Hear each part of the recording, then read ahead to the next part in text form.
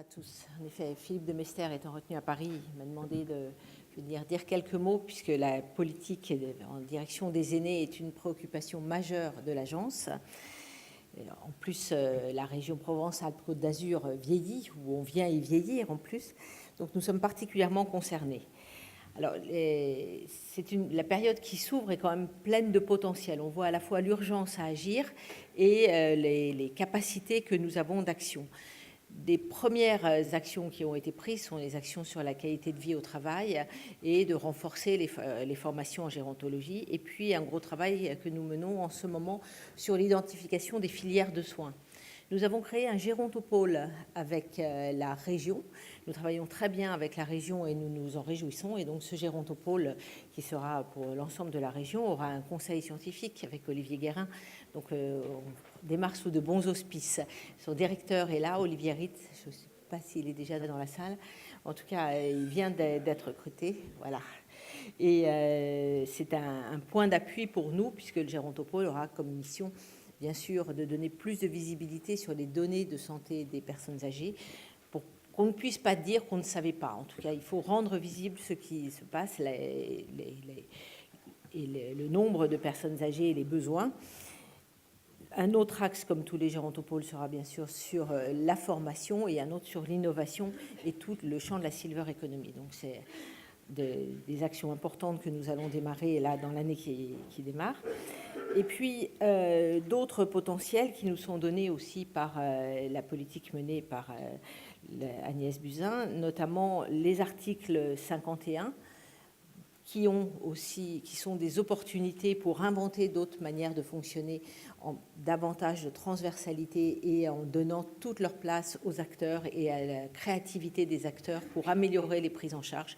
Et on a déjà de très belles actions qui démarrent et qui démontrent l'utilité de ces modes de pratique plus transversales. On peut accompagner dans les ARS avec du FIR en attendant qu'il y ait les financements article 51, donc ça nous permet d'accompagner cette créativité. Et puis on va avoir à réaliser les hôpitaux de proximité, et ces hôpitaux de proximité, ils devront être excellents autour de tout ce qui concerne la gériatrie, à la fois en soutien aux acteurs de proximité, en expertise, en accompagnement et en capacité d'orienter aussi ces personnes âgées. Donc,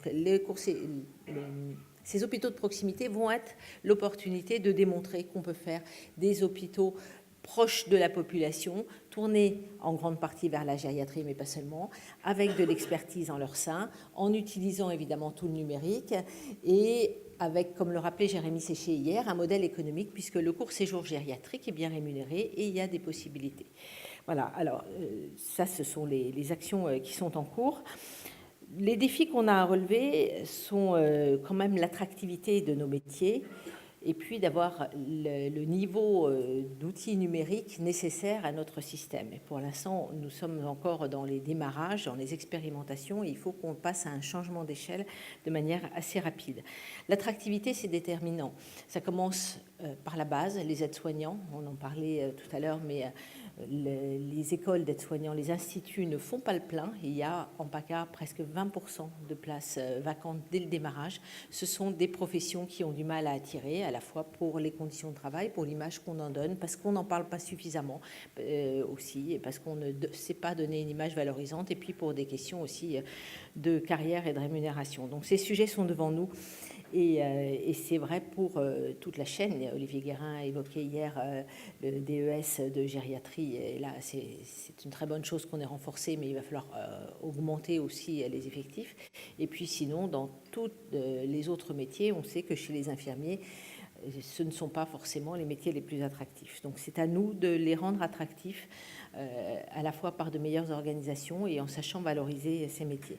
Et puis sur le numérique, on attend beaucoup puisqu'on voit bien que la coordination des parcours va passer par le numérique. La coordination des parcours, c'est aussi la gestion des données, et quand on aura cette capacité à analyser les données et à faire de la prospective, on pourra très nettement améliorer. Et là, la bonne nouvelle, c'est que si on le fait, on va dégager des marges financières. Et avec ces marges financières, nous pourrons accompagner d'autres actions, puisqu'on sait qu'aujourd'hui, nos dysfonctionnements sont très coûteux et que la meilleure coordination des parcours doit nous donner des marges qu'il faudra savoir réinvestir pour la qualité des soins, la qualité des prises en charge, la qualité des accompagnements, puisque s'agissant du vieillissement, accompagnons autant qu'on peut avant pour éviter d'avoir à prendre en charge, puisque le but, c'est de rester le plus possible au domicile et en bonne santé. Voilà. Donc, nos gros enjeux, les RH en santé, le numérique, et les deux sujets que nous investissons beaucoup à l'agence, et en sachant que tout ce qu'on fera pour améliorer la qualité des soins et des accompagnements pour les personnes âgées sera bénéfique pour tout le système de santé. Donc c'est gagnant à double titre. C'est gagnant pour nos aînés, pour notre politique de santé dans cette direction, mais ça sera bénéfique pour toute la politique de santé. On a tout à gagner d'améliorer cette continuité des soins et la bienveillance dans la prise en charge. C'est aussi des points qui ont été soulignés par nos amis québécois et sur lesquels nous devons aussi progresser. Voilà. Donc, on pourra, j'espère, se retrouver autour de ces bonnes nouvelles prochainement.